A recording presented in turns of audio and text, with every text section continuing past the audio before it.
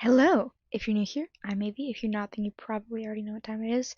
I make a lot of art and book related videos, and today I'm back with my monthly reading wrap up, my August reading wrap up. Let's see, how many books did I read this month? 1, 2, 3, 7, technically 8, but if you count the book that I DNF'd, but I didn't finish it, so I'm not gonna add it, but I will talk about it briefly during this video. But yeah, without further ado, let's get into this reading wrap up. Sorry about the audio quality. I need a new mic. Anyways, so the first book I read this month was Sword Crossed by Freya Marks. It's described as a romantasy book, but it's more of a romance book to me. The fantasy aspect, it's not really fantasy. It's just set like in a different world. There's no like magic that happens. Just like there's not like a lot of prevalent magic that like happens in this book. But it's basically like not a prince, but a lord's son. His family's broke, so they're marrying off their son, the main character Maddie. They're marrying him off to some rich guy so they can make money, and he needs like a best man. That's what it's called, or someone to just like defend him. Because there's rumors that someone's gonna like challenge him at the wedding and want to duel him, and he can't fight. And if you lose the duel, it's considered like bad luck on the marriage. So he hires Luca Pierre, which is his fake name. And throughout the book, they kind of like fall in love. Luca starts teaching Maddie sword lessons. There's like a subplot that's very, very subtle between Maddie's sister and Maddie's fiance. They have some tension going on back there as well. And then like I don't know, halfway, 3/4 through the book, we get a big shamble plot where it's like, guess what? Luca Pierre, he's like freezing. He says he's like some poor guy who wants to be a sword fighter. But he's actually an heir to like a really rich family, and he just like kind of ran away from his home. And eventually Maddie finds out, like into this fight, and he's like, "You're spying on me. You're using me. You're gonna try to steal my parents' money." And Luca's like, "No, I'm not. His real name is Lucastian Hart. Um, and like Maddie's like, or Luca's like, no, I'm not trying to steal your money. And then eventually he gets like proof, and he's like, I'm not trying to steal your money, and like, I have a way to help get you more money. And then eventually, at the end of the book, I can't even describe this to you guys. Hold on. At the end of the book, at the wedding, like a bunch of stuff goes down. The duel is requested, and then but also it's the guy who's like challenges him to duel is like, and also I know you're Lucastian Hart. He's like, chill, I'm gonna beat you in this sword fighting, and then I'm gonna tell everyone that your father is a scheming whore who's been stealing money from Maddie's family, which he has. They also found that out in this book. He's like, what? And then yeah, so he exposes everything, and then he's like, yeah, I'm gonna help Maddie's family get more money, and everyone's like, what? And then they're like, okay, what's going on? Do you object to this wedding? And then the bride is like, yeah, I object. Or not the bride. Maddie's sister's like, yeah, I object. I want to marry her. And everyone's like, yeah, Joe. Because gay marriages are chill there. So, Maddie's sister and Maddie's fiance, Sophia, they end up getting married at the end. And then, they're not like married, but they get together. Maddie and Luca get together, and then Luca goes to like run his own house, and Maddie's gonna go with him, and like they're gonna explore the world. And it's like, what? Honestly, it was one of the craziest books I've ever read. I was just honestly like, what is going on in this book? What on earth is going on in the House of Commons? That was pretty much my entire thoughts this entire book. I have a pretty lengthy review on Goodreads and Fable if you want to go into it, because I have a lot to say about this book. But I ended up giving it 3.5 stars. Alright. Sorry, I have my notes open on my computer. The next book I read was a book that came out this June, and it's If We Survive This. It follows our main character, I forget her name, goodness, I'm gonna have to look up. Our main character, Flora. I read a lot of books with like girls with garden names this month. Our main character, Flora, who has OCD and like lots of like and she's very scared and lots of anxiety, and she's like in lots of anxiety about like death, which is like so real. Me too, girl. Me too. And it just so happens that this book takes place in a rabies-induced apocalypse, where she's like trying to protect her and her brother and her crush, and they're just trying to like survive, and it is great. I picked it up mainly because I love like zombie apocalypse movies. I love any zombie apocalypse media, and I also love sapphics. So like, there's like S minor sapphic relationship in the background. So I was like, you know what? Yes, I will be picking it up. Um, and it was awesome. The relationships between Flora and her brother are perfect and adorable and so sweet, and they're just like they're literally brother and sister. Like the way their bonds were written, it's like perfect and emulates an actual sibling relationship. Like I wonder if the writer has siblings and like worked her dynamics with her siblings into this. But also Flora's relationships with the two other main characters or minor characters in this book. There's I don't know how to pronounce her name, but her nickname is Chris. That's the girl that she's a crush on who ends up becoming her girlfriend. And also Adon, who is another boy in the group. They're friends with Chris. They have a lot of homie trauma, lots of stuff that happens with those two in their book. And Adon also happens to be a trans man. So slay representation, we love it.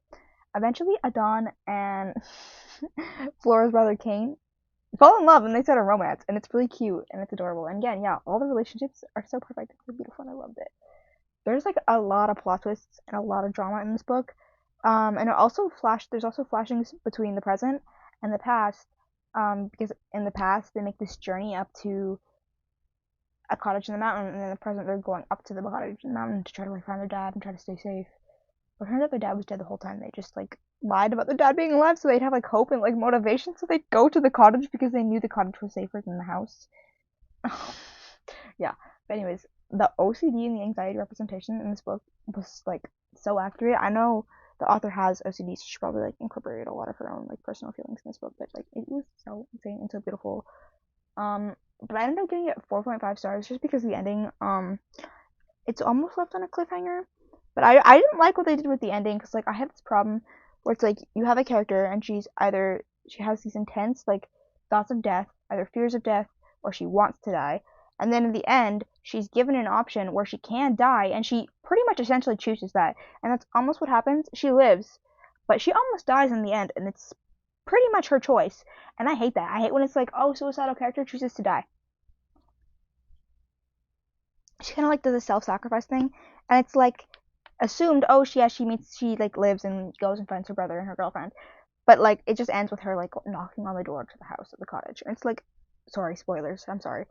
Um, if you expected no spoilers, this is a reading wrap up. I'm sorry. Um, but yeah, it's kind of like ambiguous, and I hate when it's like character who's suicidal, almost pretty much attempts. It's like no, it ruined this trope. Devastated me with Maxine from Stranger Things, and it devastated me with Jinx from Arcane. Like no, like I know that they're like both still like alive, but with Max it's like no. And it's like she was suicidal the whole time, and she finally stopped wanting to die. And guess what? She pretty much dies. She died. She flatlined, so she died. Same with Jinx. Suicidal, dies. She's a little bit suicidal, but she also has a lot of thoughts of death and fears of death. And then in the end of the book, she's like kind of sacrifices herself to the zombies to try to save her family by like driving her car into the zombies with like gas everywhere. She'd light it up and blow it up on fire. And she gets away and escapes and manages to get back to the cabin.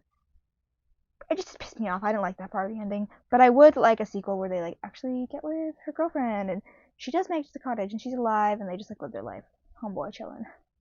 And yeah, there's a lot of like drama that has to do with Adon and Chris in the background. It's like really crazy. A lot of like crazy stuff happens.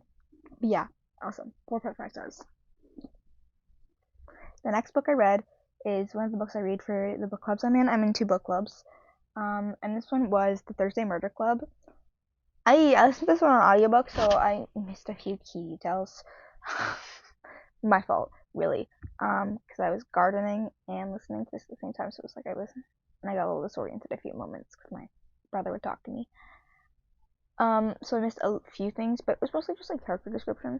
But I was disappointed by this book.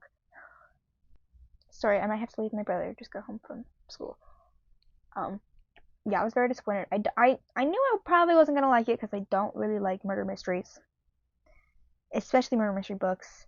So and like thriller books, not that much. So it's like I knew I probably wasn't gonna like it, but it was my book club book, and I found a free audiobook of it, so I was like, you know what, I might as well. I just didn't like it. I didn't like how they wrapped up the murder. I didn't like the ending. I didn't like it. I'm sorry. I gave it 3 stars. I'm sorry. Honestly, I think I gave it 2.5 because, like, honestly, no. It was not the best book for me. Okay? A little bit to do with I don't like murder mysteries. Most to do with the story, the plot, and the ending. The ending was just like, I didn't like how they ended it. Okay? I'm sorry. Okay, sorry. I had to talk to my brother for a minute. Next book I read an arc for the first time. Oh my gosh, guys. It was so cute. It came out on August 26th, so you can probably get your hands on it now. And that was A Lantern Left Burning. Sorry, I keep hitting my mic. I'm scared it's gonna like make a horrible sound. Yeah, A Lantern Left Burning was beautiful. I had the absolute privilege of reading it.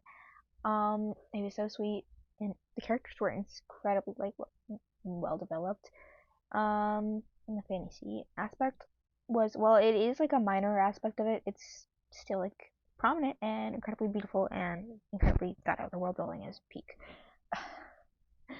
The main character, I found myself relating to her quite often. She struggles with a lot of like artistic burnout, but also like needing to constantly create things. And I felt myself like constantly relating to that as like a fellow artist. Like, and sometimes I'm just like desperately burned out. It's like I feel like I desperately need to post something for my followers on Instagram. Like I feel like they deserve it, but it's like I just don't want to draw, and it's like it's a whole thing. But like I find myself constantly relating to her need like that, and the way it's described is so well written and beautiful. Like that's why I related to it so much.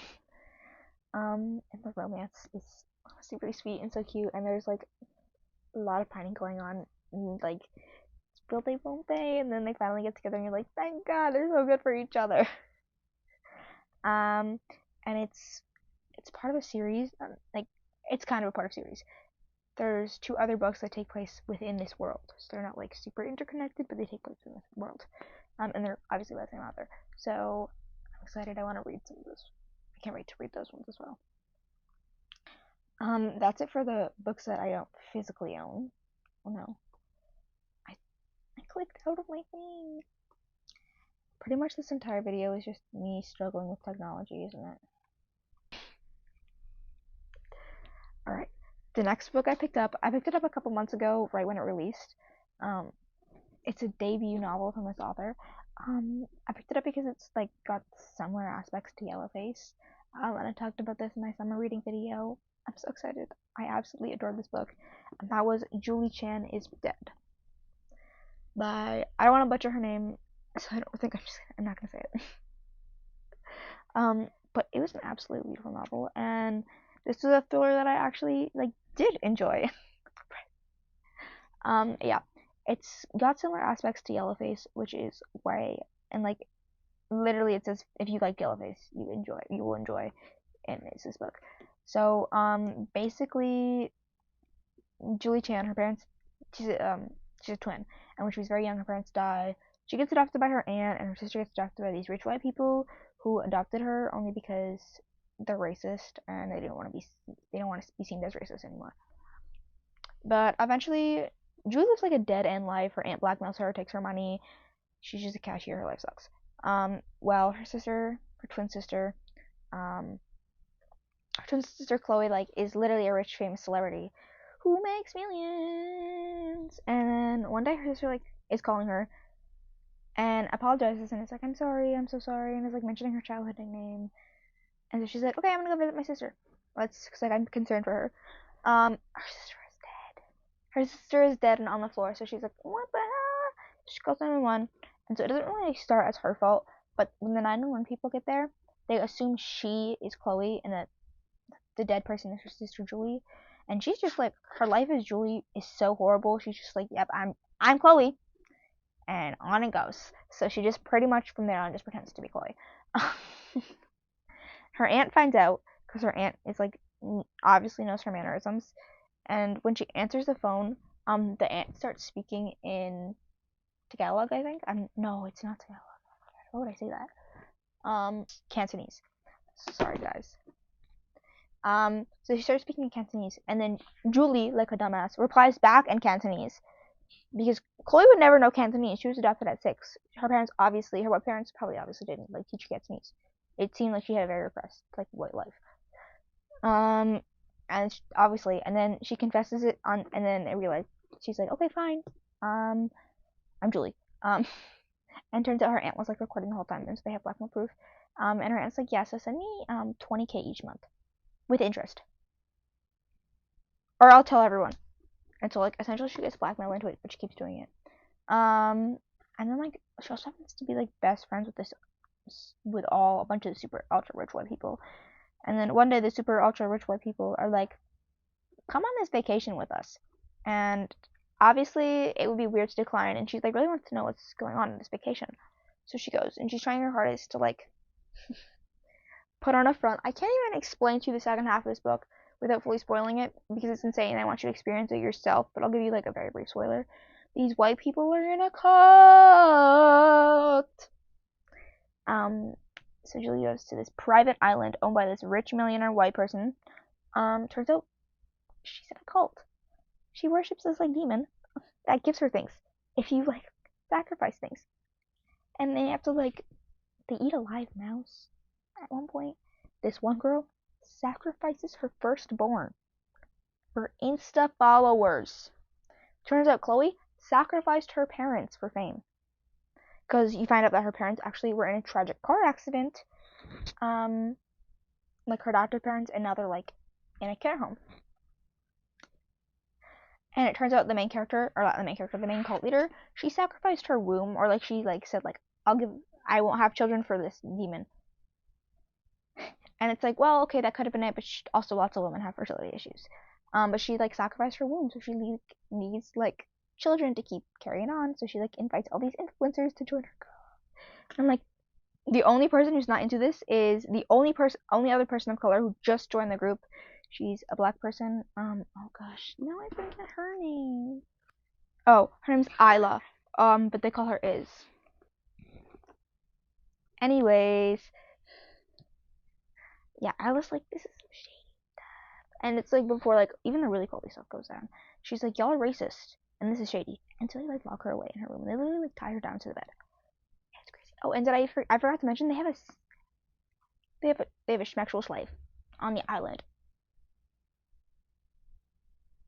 It's crazy. Eventually, Chloe, or not Chloe, they figure out that Julie is pretending to be Chloe because it turns out the main character, the like evil cult lady Sophia, I believe her name's Sophia, killed Chloe because Chloe was having doubts of the cult and was gonna expose them all. She was gonna expose them all, so she killed her. And so they're like, well, we like you more, Julie. We like you more. Join the cult. And so they put her in this room, and with like the demon god, and like you have to sacrifice something. And so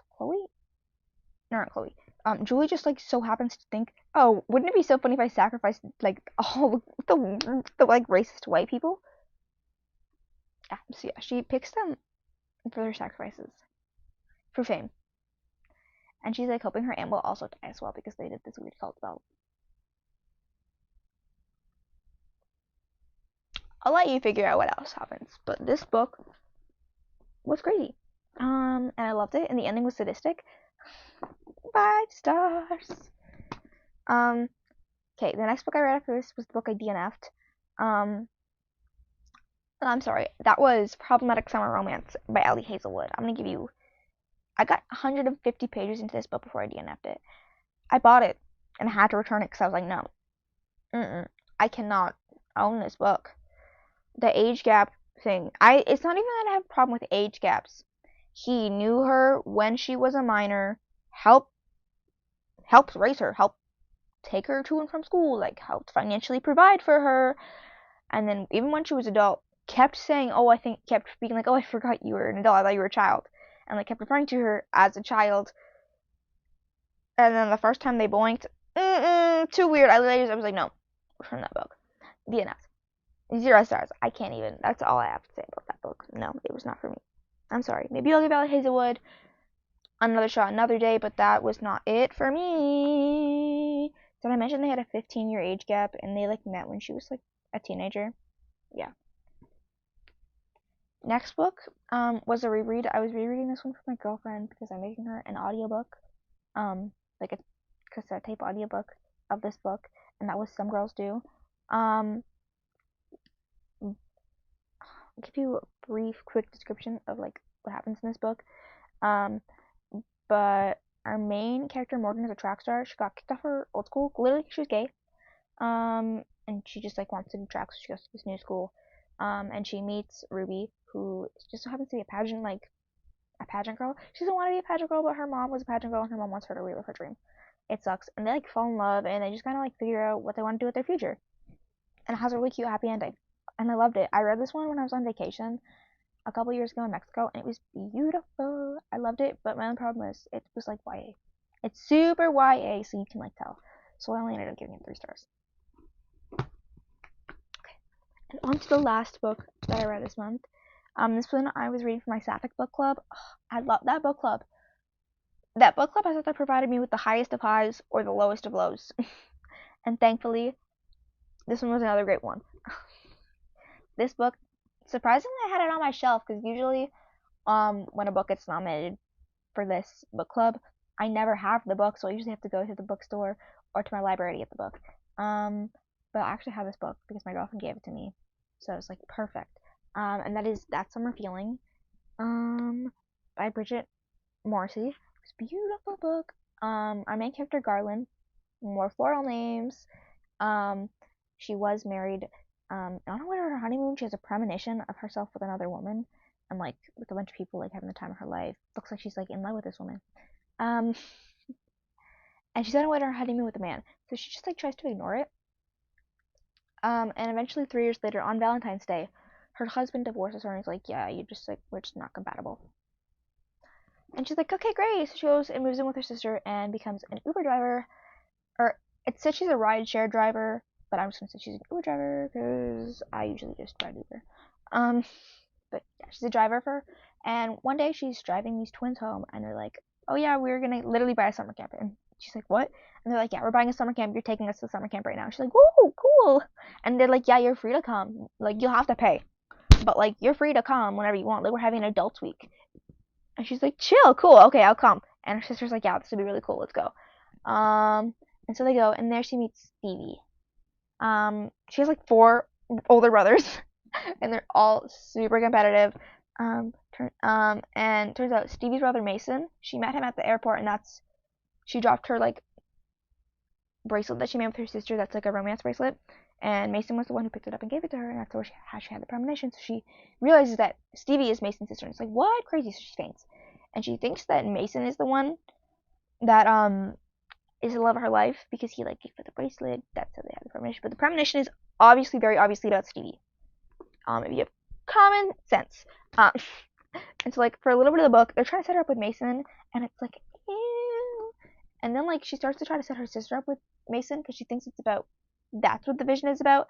And then eventually she just like realizes, oh shoot, I'm in love with Stevie.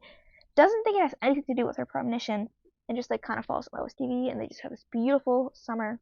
And also at one point, when they were like going to the summer camp, or like filling out the forms, they'd have like a visitors day, and they would like put a question on the form that says like, if you would have a visitor, who would you want to be? And she was just like, that was a throwaway question, so she put her ex-husband.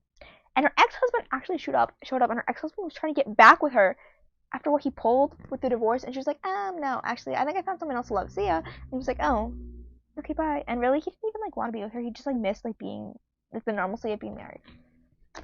But yeah, she falls in love with Stevie. They're beautiful, they're happy, and they live their life. And then the epilogue is them returning to summer camp the next year, and everyone is like, yo, the gays are back! It's awesome. And also the relationship between like Stevie and her brothers was so cute and beautiful, and like the way they incorporated Garland into it, and also Garland's relationship with her sister Dara, so beautiful. They have like a really tragic past, like their parents had a really messy divorce, so that's why they made these like, I forget what they're called, but like these like love bracelets, and they like held on to each other's bracelet until they found true love, and they would switch it back, and then yeah, it was really cute. and their relationship with twins were so adorable. And yeah, it was so beautiful. You know what? I used to dream that I would go on vacation or to summer camp and I would fall in love. That's what I wanted. So this book was beautiful compared to Problematic. We'll talk about that. But yeah, 5 stars all about. And those are all the books that I read in August. What? I'm gonna read a few more books in September before I put out my fall reads video. But a fall reads video is coming, and I have lots of plans for fall. Fall is my favorite month, so I'm gonna try to put out lots of stuff, lots of vlogs, lots of cute stuff. But yeah, I hope you enjoyed this video. I'm sorry it's so lengthy. I like to yap. And I'll hopefully see you in the next one.